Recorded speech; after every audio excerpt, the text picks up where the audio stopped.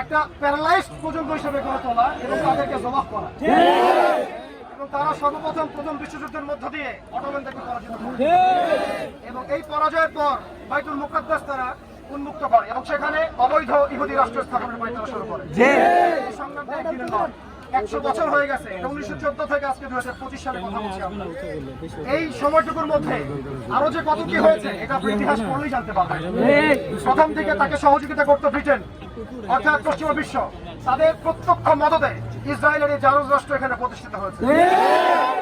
মনে করবেন না তারা শুধুমাত্র গাজা দখল করতে চায় বা তারা শুধু রাফা দখল করতে চায়, তারা প্রকৃতপক্ষে পুরা হোলি ল্যান্ডটাই দখল করতে চায়।